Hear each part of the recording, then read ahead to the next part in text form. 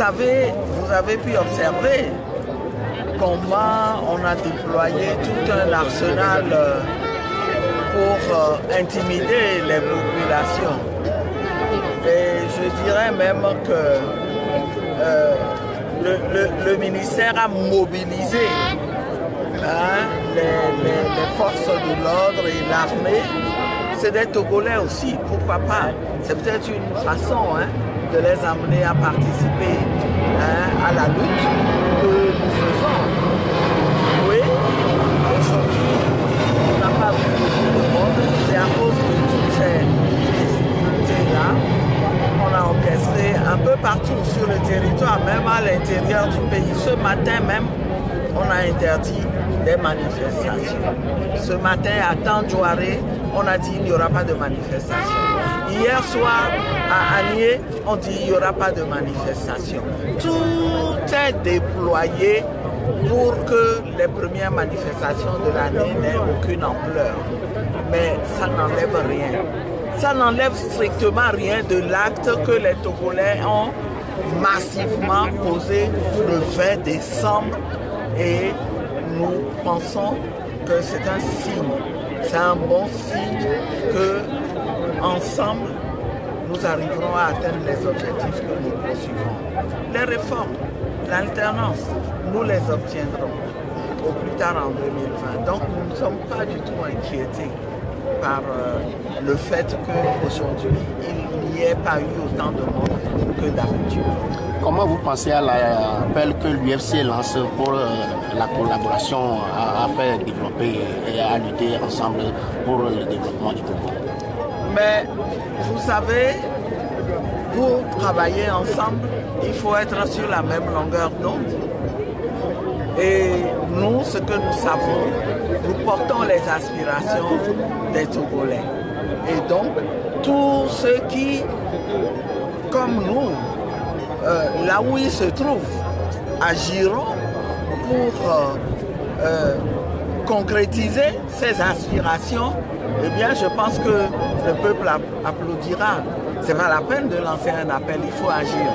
C'est dans les actions qu'on pose qu'on jugera les uns et les autres. Jusqu'à quand la C14 va respecter la note que l'administration lui a donnée? Non, non, c'est un problème qui sera réglé. Ne vous en faites pas. Vous savez que c'est notre première manifestation après les élections législatives du 20 décembre dernier. Nous devons expliquer certaines positions, certaines de nos attitudes aux populations. C'est la raison pour laquelle nous organisons cette manifestation. Ça dit que vous avez le prix avec les manifestations? Évidemment, nous n'avons pas le choix.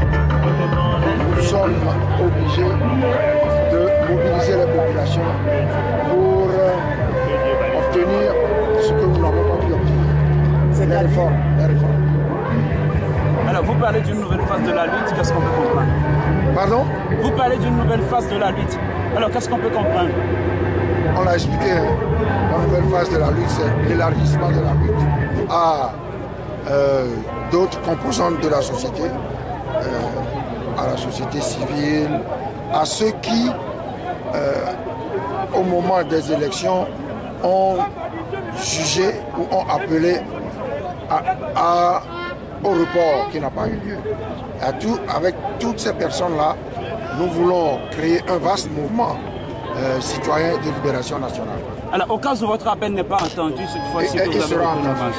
Et que comptez vous faire pour que ça soit entendu? Mais nous avons des contacts. Donc, pourquoi voulez-vous qu'un appel à la libération de notre pays ne soit pas entendu par les citoyens de ce pays? Vous avez compris que les Togolais ont démissionné devant la lutte? Non, pas du tout. Mais je crois que vous avez suivi les derniers développements. Lesquels? La formation du gouvernement, l'élection d'une présidente au perçoit. Qu'est-ce que cela vous dit? Rien du tout. Mais c'est pas parce que vous avez des nouvelles de l'intérieur du pays?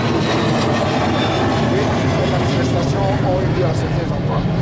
À Mango, par exemple. Combien de manifestants puissent encore dans la prison? Pardon? Combien de manifestants puissent encore dans la prison? Une cinquantaine, une centaine. Donc, Monsieur le Président, mais voilà que le gouvernement est en train d'annoncer de reprendre les... Il peut tout annoncer.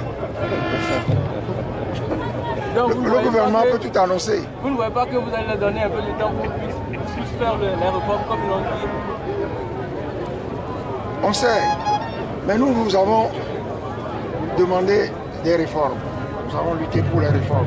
Nous sommes toujours dans cette logique, nous luttons pour les réformes. Monsieur le Président, vous avez une manifestation de l'année et la mobilisation est partie. Comment l'expliquez-vous? Il y a eu des intimidations, vous avez vu la mobilisation des forces de sécurité, des militaires, pour intimider et pour faire en sorte que les gens ne viennent pas nommer. C'est la première manifestation.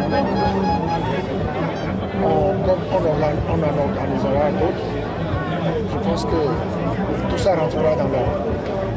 Merci.